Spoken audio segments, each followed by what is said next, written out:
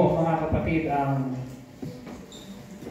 dapat nating tandaan na salita na kung minsan ito po ay ayaw nating marinig, ayaw nating paniwalaan, pero ito po ay nasa Biblia at tunay na nangyayari sa buhay Kristiyano. Number one, yung tinatawag po na losing. Sabihin natin, losing. Losing. Pag ikaw ay nagsiserve sa Lord, sa ayaw sa gusto mo, mayroong mawawala sa buhay mo. Amen. Sabi nga ni Paul, I lost everything. Makakamit lang niya si Lord. Amen? Mga kapatid, siyang nawawala ng buhay para sa Panginoon, ay siyang magkakaroon ng sabi niya. Amen.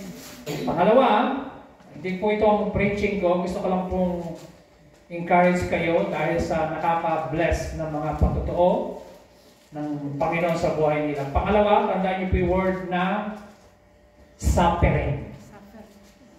Sabi niyo, suffering. Suffering. Ang iba ayaw marinig yung salitang suffering, pero yan po ay biblical. Amen? Sa ayaw at sa gusto po natin, nararanasan natin yan, mayaman, mahirap, kahit sinong tao nakakaranas ng suffering. Si Kristo nag-suffer at sabi nga sa Biblia, dapat tayo pumasok sa kaharian ng Diyos through tribulation. May mga tribulation talaga tayo nararanasan. So, ang importante, don't give up. Huwag kang susuko ano mangyayari. Amen? Amen. Pangatlong, tandaan niyo po the word. Yung tinatawag na sacrificing.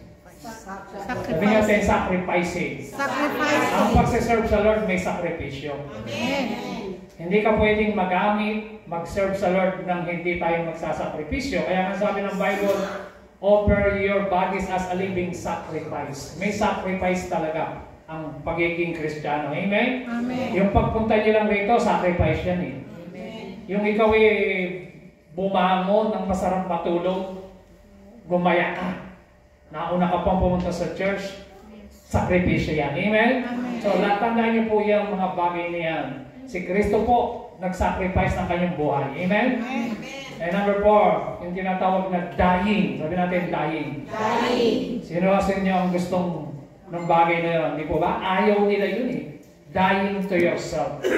Alam niyo, kung minsan may nangyayari sa buhay natin, inaalaw ni Lord, gusto niya na mamatay tayo sa ating self. At ang mag-glorify, maghari ay ang Panginoon. Amen. Siya yung matakila sa buhay natin, hindi yung self. Kaya nga sabi niya, ang sino mo gustong sumunod sa akin, he must deny himself. Sabi ni Paul, I die daily. Araw-araw namamatay siya.